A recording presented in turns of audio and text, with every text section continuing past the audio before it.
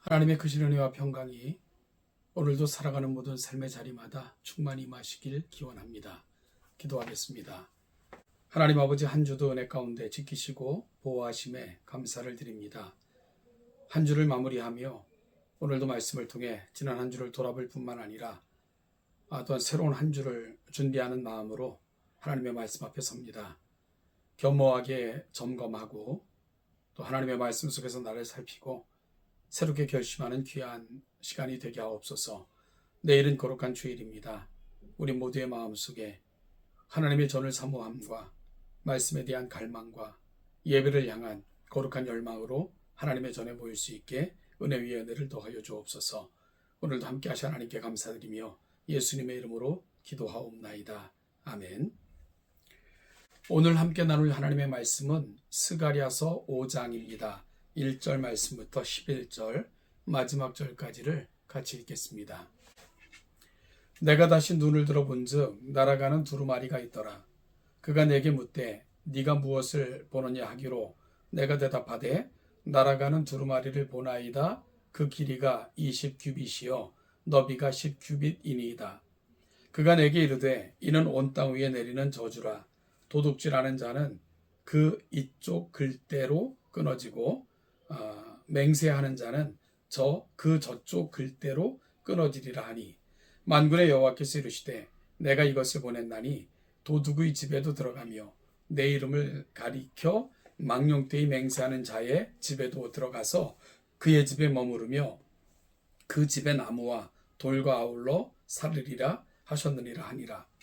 내게 말하던 천사가 나와서 내게 이르되 너는 눈을 들어 나오는 이것이 무엇인가 보라 하기로 내가 묻되 이것이 무엇이니까 하니 그가 이르되 나오는 이것이 에바이니라 하시고 또 이르되 온 땅에서 그들의 모양이 이러하니라. 이 에바 가운데에는 한 여인이 앉았느니라 하니 그때에 둥근 납 한 조각이 들리더라. 그가 이르되 이는 악이라 하고 그 여인을 에바 속으로 던져 넣고 납 조각을 에바 아기 위에 던져 덮더라. 내가 또 눈을 들어 본즉 두 여인이 나오는데 학의 날개 같은 날개가 있고 그 날개에 바람이 일더라. 그들이 그 에바를 천지 사이에 들었기로 내가 내게 말하는 천사에게 묻되 그들이 에바를 어디로 옮겨가나이까 하니 그가 내게 이르되 그들이 신할 땅으로 가서 그것을 위하여 집을 지으려 함이니라. 준공되면 그것이 제 저수에 머물게 되리라 하더라. 스가랴 전반부에 해당하는 1장에서 6장까지는 8개의 환상이 나옵니다. 본문 5장에는 6번째 환상과 7번째 환상이 등장합니다. 6번째 환상에서 스가랴는 날아가는 두루마리를 보게 됩니다. 2절에서 천사가 내가 무엇을 보느냐라고 묻습니다. 선지자는 날아가는 두루마리를 보나이다 라고 대답합니다. 날아가는 두루마리, 여러분 두루마리가 날아간다는 것 좀 생소하기 이를 데 없는 개념입니다. 당시 두루마리는 파피루스나 양피지를 가리키는 것으로 본다면 당연히 율법서를 가리키는 말입니다. 그런데 그 두루마리 율법서가 길이가 20규빗이요 너비가 10규빗이라고 대답합니다. 한 규빗을 대략 45cm로 잡고 계산하면 길이 9m가 넘고요. 너비가 4.5m가 넘습니다. 그러니까 상상하기 어려울 정도로 매우 큰 율법을 기록한 그런 두루마리가 이게 날아다니는 환상, 이것이 스가랴가 보았던 환상입니다. 그런데 그 두루마리가 큰 것도 굉장히 기이하지만 또 날아다니고요. 그 두루마리가 날아간 것도 참 이상합니다.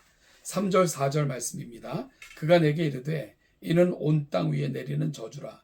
도둑질하는 자는 그 이쪽 글대로 끊어지고 맹세하는 자는 저쪽 글대로 끊어지리라 하니 만군의 여호와께서 이르시되 내가 이것을 보냈나니 도둑의 집에도 들어가며 내 이름을 가리켜 망령되이 맹세하는 자의 집에도 들어가서 그의 집에 머무르며 그 집을 나무와 돌과 아울러 살리리라 하셨느니라 하니라.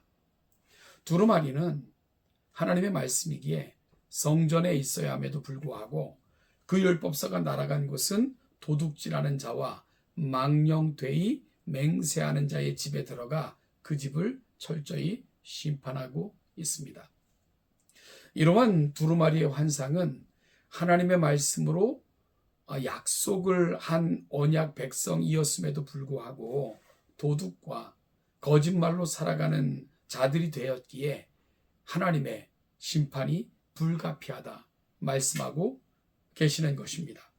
심지어 이스라엘 백성들의 도둑질과 망령된 맹세 행위는 3절에서 각각 도둑질하고 있다와 맹세하고 있다라는 분사형이 사용되고 있습니다. 무슨 얘기입니까?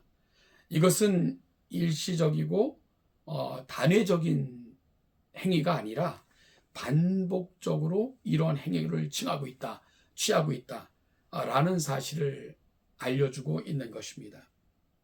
이전에 성전 가운데 계신 하나님께서 성전이 무너진 이유가 바로 언약을 신실히 지키지 못한 것 때문이었으며 이로 인해 이들이 70년 동안이나 이국 땅에서 포로 생활을 하게 되었는데도 불구하고 여전히 말씀 앞에 회개하지 아니할 때 온 땅에 저주가 내리리라 말씀하셨지요.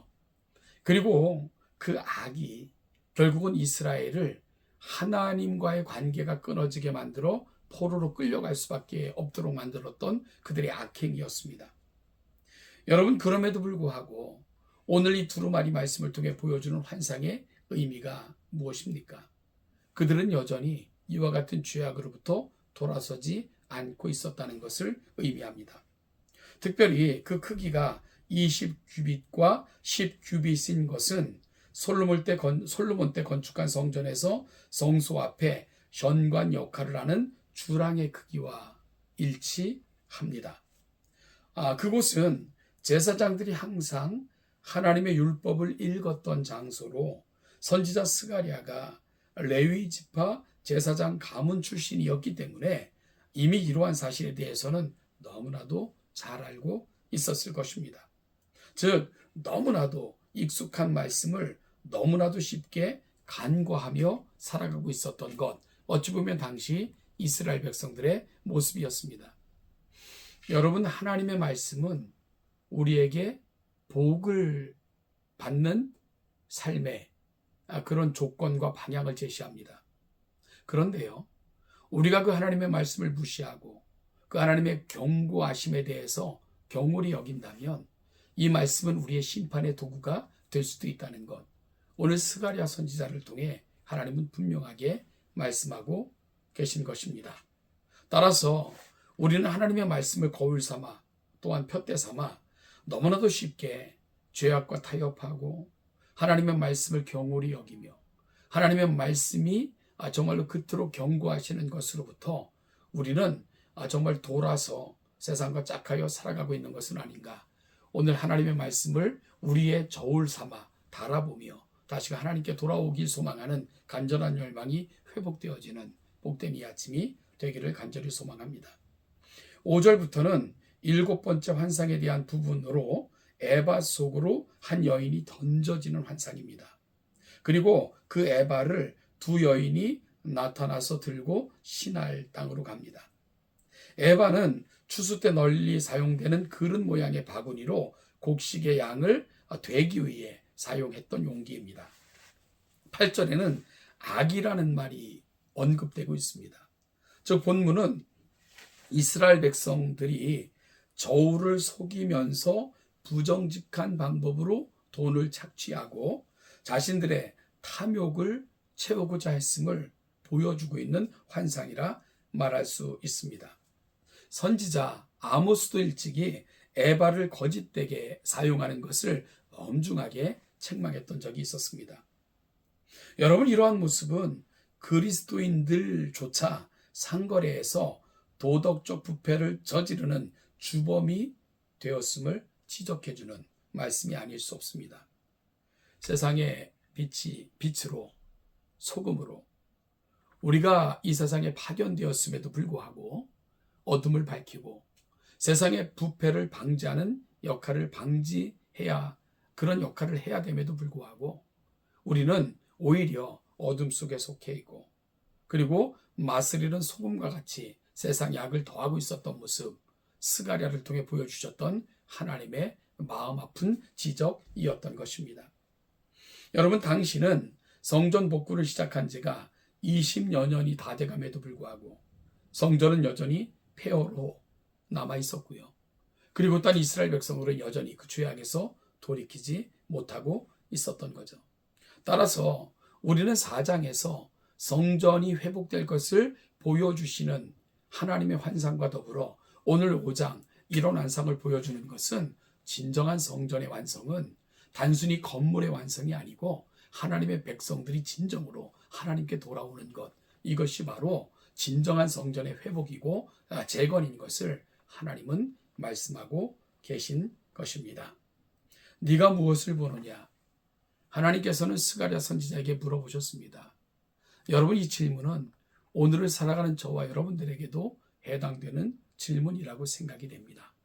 하나님의 말씀을 통해 우리의 눈을 열어야 됩니다. 하나님의 말씀을 통해서 오늘 내가 살아가는 삶을 달아보는 저울로 삼아야 됩니다.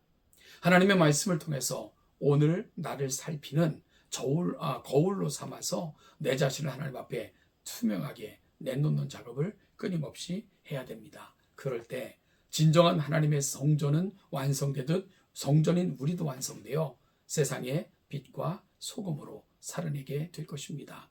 오늘 이 아침 하나님의 말씀 앞에 다시 정직하고 진실하게 서서 그 말씀을 저울 삼고 푯대 삼아 말씀을 따라 살기로 다짐하는 복된 이 아침, 저와 여러분들의 귀한 아침이 되실 기원합니다.